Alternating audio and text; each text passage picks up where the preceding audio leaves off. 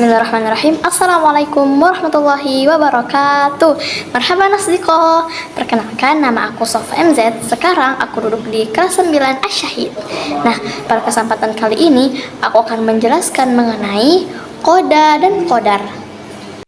Namun sebelum itu, aku akan menunjukkan mind mapping koda dan kodar yang akan memandu video kita kali ini. Nah, ini dia teman-teman. Nah, yang pertama aku akan menjelaskan apa sih koda itu. Jadi, koda adalah pengetahuan atau ketetapan Allah Subhanahu wa Ta'ala sejak zaman azali terhadap segala sesuatu yang akan terjadi di alam semesta ini. Nah, kemudian kodar. Jadi, kodar ialah perwujudan atau terjadinya ketetapan Allah Subhanahu wa Ta'ala terhadap segala sesuatu sesuai dengan pengetahuan Allah Subhanahu wa Ta'ala sejak zaman azali.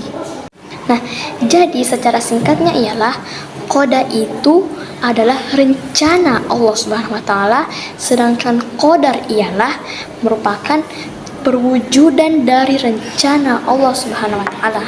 Oke? Nah, contoh, Allah mengetahui bahwa fulan akan lahir dan wafat pada tanggal, hari, dan jam sekian-sekian. Itulah yang dinamakan, pengetahuan itulah yang dinamakan dengan kodo. Nah, ketika semua itu telah terjadi, semua itu telah terlaksana, nah itulah yang dinamakan dengan kodar. Nah, ibarat visi dan misi. Koda itu seperti visi. Visi ialah rencananya, sedangkan misi sama seperti kodar, yaitu bagaimana visi atau koda tersebut dapat terjadi. Nah, ada pula jenis-jenis takdir. Ada takdir muallaq dan ada takdir mubram. Nah, yang pertama, takdir muallaq. Apa sih takdir muallaq itu? Jadi, takdir muallaq ialah ketentuan Allah Subhanahu wa Ta'ala yang masih bisa diubah oleh manusia melalui usaha dan doanya.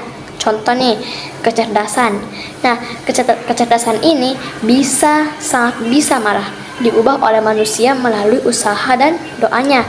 Contoh, pada pelajaran matematika, kita tidak bisa mengerjakan soal-soalnya, tetapi karena kita berusaha dan berdoa, maka esok harinya kita bisa mengerjakan 100 soal, bisa mengerjakan 200 soal. Nah, hal tersebut adalah salah satu contoh dari takdir muallaq. Takdir muallaq itu bisa diubah oleh manusia melalui usaha dan doa.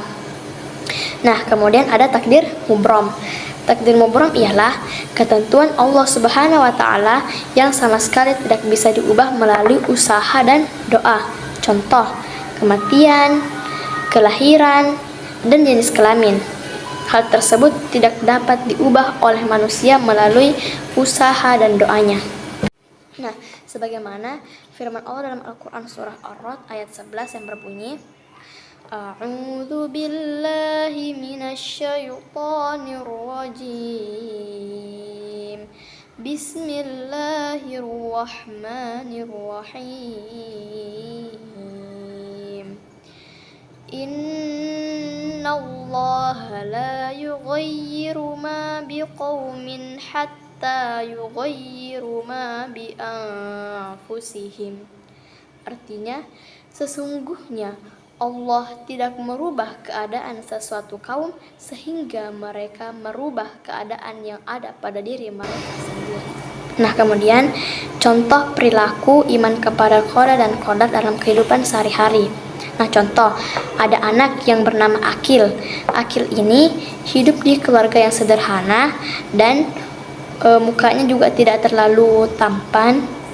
Dia banyak memiliki kekurangan fisik. Nah, akan tetapi dia sadar bahwa ada yang bisa diubah dan ada yang tidak bisa diubah. Yang tidak bisa diubah ialah takdir mubramnya, yaitu dia tidak boleh merubah fisiknya. Akan tetapi ia sadar bahwa ada yang bisa diubah, takdir muallaq, yaitu keadaannya, keadaan ekonominya. Nah, maka dari itu Akil berusaha, Akil belajar dengan giat karena ia ingin meraih cita-citanya menjadi pengusaha yang sukses. Ia setiap hari belajar, giat belajar, tekun, rajin, dan pada akhirnya ia berhasil menjadi pengusaha yang sukses. Nah teman-teman, ketika kita beriman kepada qada dan qadar, tentunya kita akan mendapatkan banyak sekali manfaat.